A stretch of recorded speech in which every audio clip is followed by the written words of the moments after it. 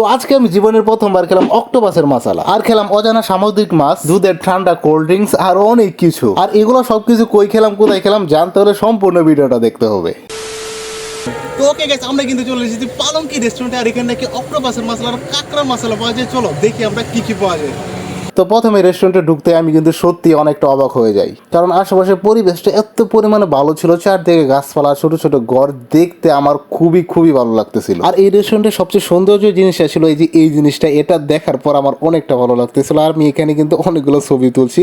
আর আমাদের আশেপাশে কিন্তু আরো অনেক মানুষ ছিল, আমার অনেক বড় বড় আপুরা আসতেছিল। আর এখানে ছোট ছোট যে ঘরগুলো দেখতেছো, এটা কিন্তু এক একটা প্রাইভেট রেস্টুরেন্ট। এখানে তুমি হচ্ছে যে কোনো মানুষ নিয়ে আসতে পারো, তোমার পার্টনার, তোমার ফ্যামিলি, তোমার স্ত্রী বা যে কোনো কিছু নিয়ে আসতে পারবা। আর আরেকটা কথা, এই রেস্টুরেন্টটাকে কিন্তু কাপল রেস্টুরেন্ট বলা হয়, মানে কাপলদের জন্য একটা বেস্ট রেস্টুরেন্ট আমি মনে করি। নিরিবিলি পরিবেশ, কোনো কোলাহল নাই, কোনো কিছু নাই। আর এখন হচ্ছে আমি তোমাদেরকে ভিতরের লুকটা দেখাচ্ছি। দেখো চারদিকে কত পরিষ্কার আর সুন্দর একটা পরিবেশ, কোনো কোলাহল নাই, কোনো কিছু নাই।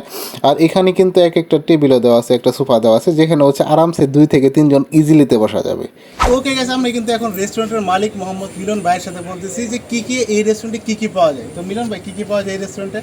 আমার রেস্টুরেন্ট মূলত কাপল প্রধান রেস্টুরেন্ট। এখানে ফ্যামিলি আর কাপলদের জন্য আলাদা আলাদা বসার প্লেস আছে। আর আমার মেন আইটেম হচ্ছে সি ফুড, সামুদ্রিক মাছ যেটা। এখানে 15+ আইটেমের সামুদ্রিক মাছ পাওয়া যায়, যেগুলো আমরা ফ্রাই, মশলা এবং ভুনা করে দিয়ে থাকি। শহরের সবাই, মোটামুটি সবাই পরিচিত সি ফুডের জন্য বিখ্যাতই বলে চলে।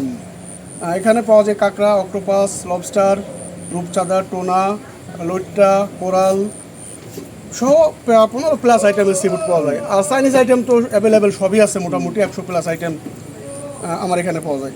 আর এগুলো খাবার খাওয়ার জন্য আমাদেরকে কোথায় আসতে হবে?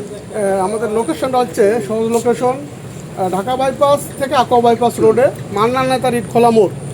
মান্নান নেতার ইটখোলা মোড় থেকে 200 মিটার পশ্চিমে, রুমডো নার্সিং কলেজের ঠিক অপোজিট পাশে পালঙ্কি রেস্টুরেন্ট বললেই সবাই চিনবে।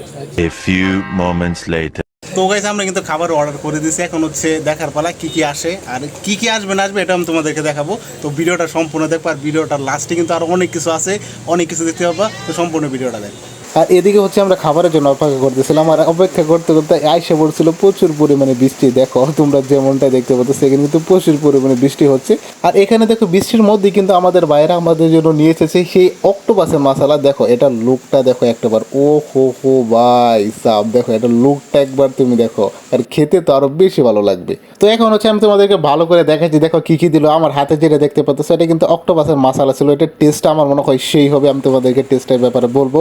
আর এখানে যেটা দেখতে পাচ্ছ এটা হচ্ছে সামুদ্রিক মাছ, বাট এটার নামটা কি আমি জানি না সঠিক। তো চলো হচ্ছে এখন দেখি অক্টোপাসটা মশলাটা খেতে কেমন। সত্যি বলতেছি এটার টেস্টটা কিন্তু সত্যি অনেক ভালো ছিল, কারণ ফার্স্ট টাইম হচ্ছে অক্টোপাস খাচ্ছিলাম। আর আমার সামনে কিন্তু এই কিছুটা রাইসও দেওয়া হচ্ছে, এই রাইসটার সাথে অক্টোপাসটা খেলে তো আরও অনেক ভালো লাগে। আর সত্যি বলতেছি অক্টোপাসটা ফার্স্ট টাইম খাচ্ছিলাম। আর এখানে দেখতে পাচ্ছ এটা হচ্ছে এক ধরনের সামুদ্রিক মাছ, বাট এটার নামটা কি আমি তোমাদেরকে আগে বললাম আমি জানি না।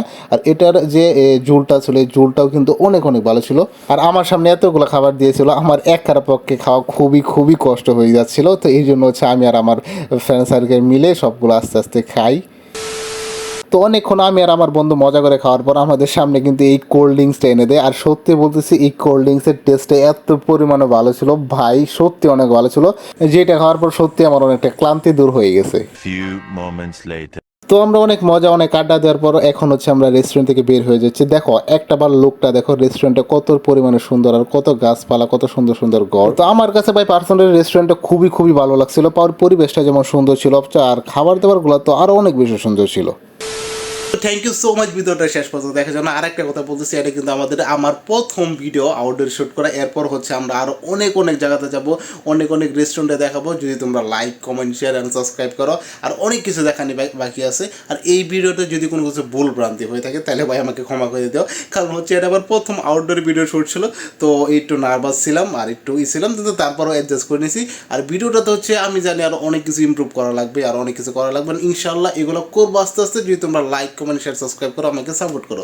তো গাইজ ভিডিওটাতে আবারও আমি তোমাদেরকে বলতেছি, যারা এই পর্যন্ত দেখছো তাদেরকে অনেক ধন্যবাদ, অসংখ্য ধন্যবাদ। তো দেখা হচ্ছে নতুন আরেকটা ভিডিওতে আরও ভালো কিছু নিয়ে, আর ভালো কিছু ইন্টারেস্টিং নিয়ে। তো ততক্ষণ সবাই ভালো থাকো, সুস্থ থাকো। Thanks for watching.